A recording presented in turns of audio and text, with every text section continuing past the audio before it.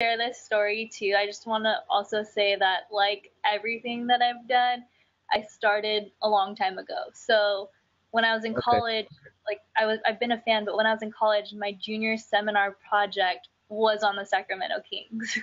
Like I wrote Oh, about okay. a communication theory and how it relates to the Sacramento Kings organization.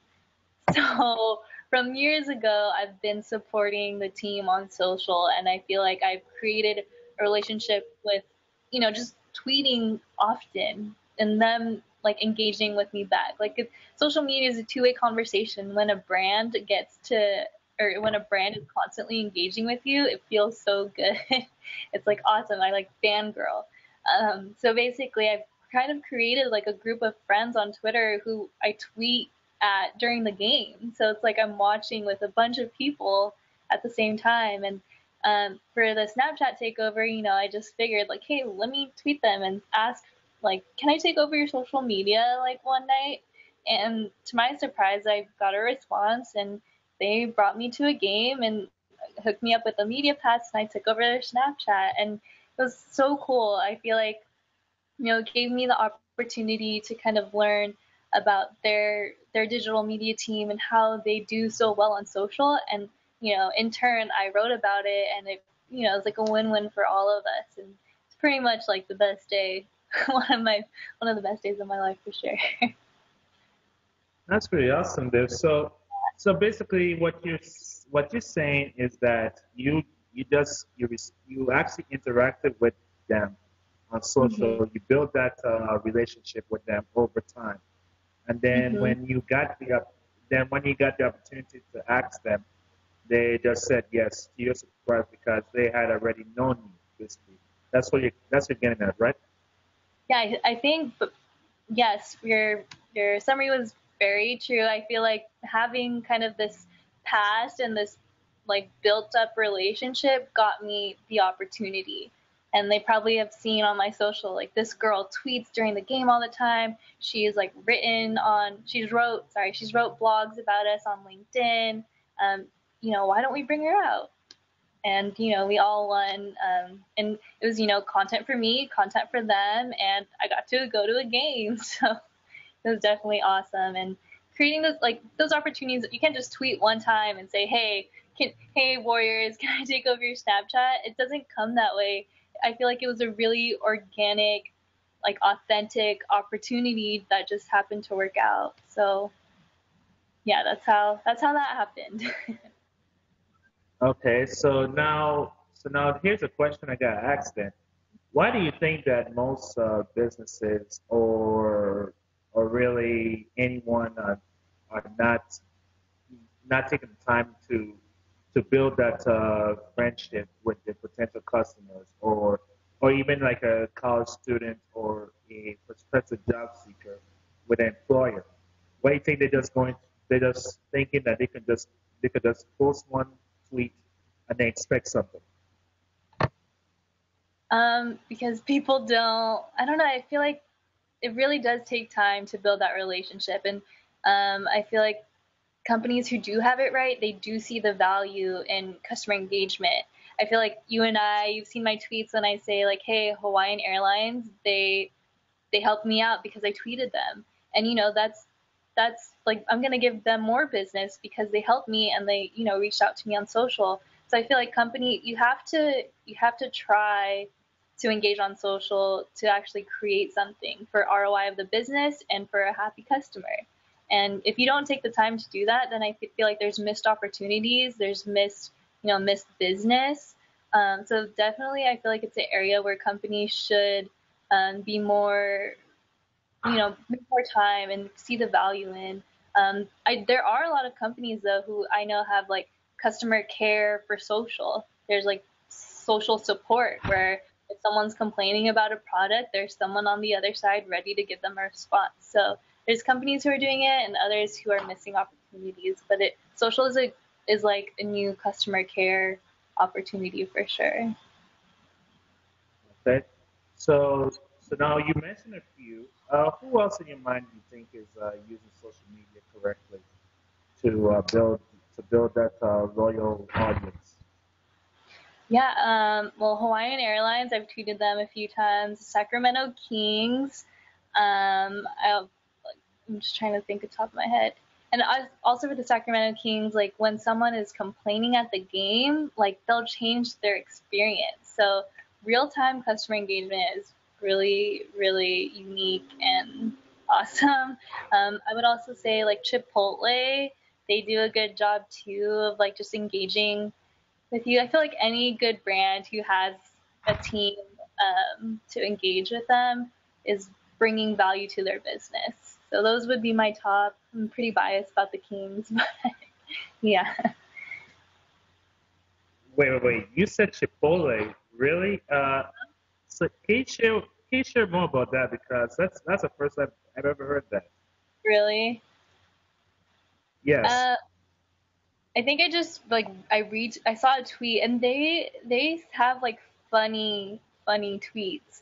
And I think it's a good tactic too, given their recent past, because I feel like their target demographic are people on social. And when that stuff happened, people were probably tweeting about it, and now they're trying to, change their perspective of Chipotle. So I feel like their social has been great, as that they're trying to make something better out of something bad that happened. And I retweeted them. I think I tweeted them like, this is so funny. They even had like a game app where they would do like a buy one get one free day, and I would find this out on social. I would tweet it, and they would say like, glad we could make your day or something. They would just respond to my tweet. So it doesn't really matter what like how often, but just one engagement can really change a customer's day, and I feel like it's good for the business. Okay. All right. So You need to now I follow. gotta ask this question. Was I? I said you need to follow their Twitter. They're pretty funny. Okay. I guess I probably will now after this recording. So yeah. Okay. So now, what about live streaming? How have you? What have you seen over the last few months, what years about the the changing world of live streaming? I've seen live streams do well, like what we're doing right now. I feel like podcasts are a great thing to live stream. I follow this podcast, the Juice and Mo podcast, and they're a sports talk, like a sports podcast. And going live, I get to actually see their faces, see their reactions, their enthusiasm, like while they're speaking. So that's why I like the idea of live broadcasting.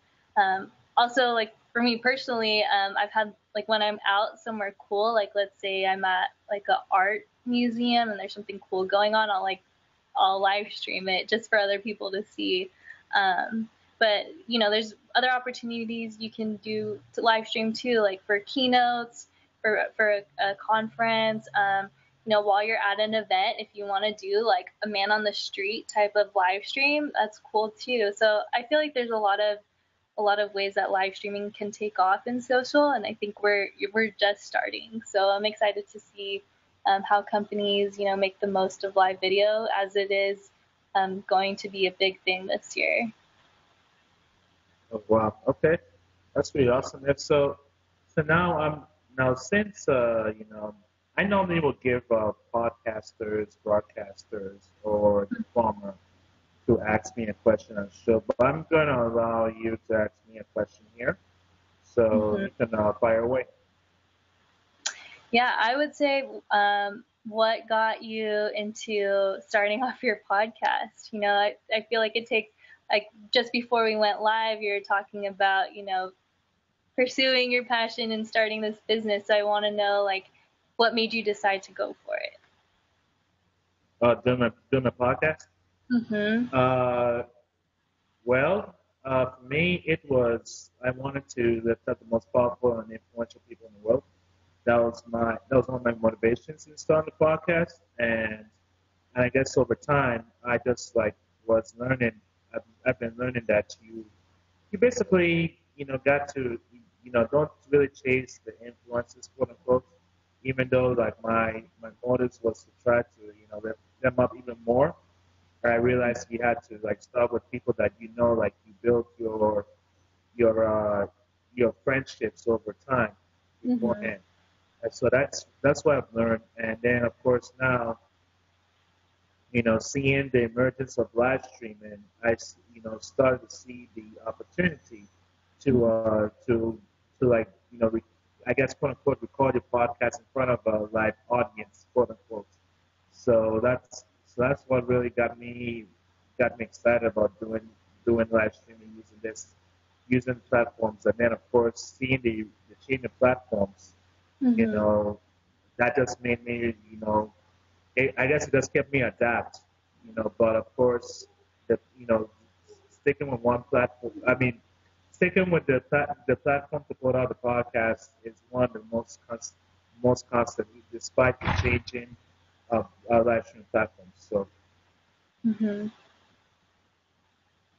That's awesome. Well, I want to commend you for the engagement that you do on social. I feel like, a lot of people can say we don't have time to like engage or whatever, but you actually make the time to, tweet about other people and you're really building your network. So, props to you for everything you've done and all that you've accomplished. And I know that this will be awesome as you move forward. So, yeah, just wanted to say thank, you rock.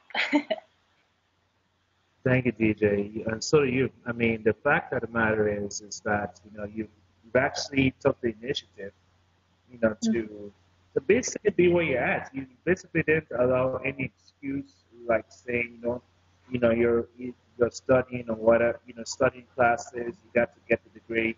You didn't allow that to stop you. You just took whatever opportunity that came your way, and that's why you're where you're at right now, and that's what I think many people need to see here. Mhm. Thank you. So, and of course, now of course, here's here's a question like you. I know you've taken part in like who was your mentor per se?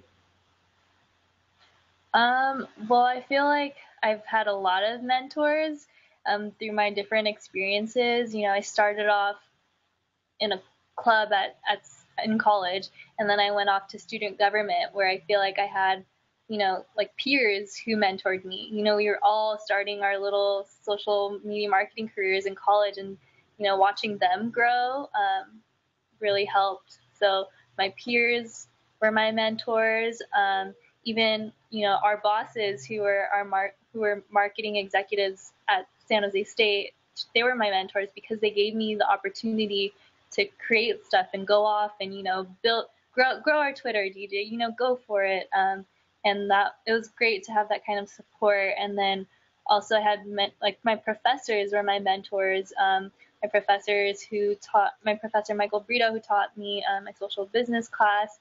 He, really, he was a professor, but he like really genuinely cared about our success, which I think, left a mark on me. And my professors within my department, I've had a ton. I studied abroad.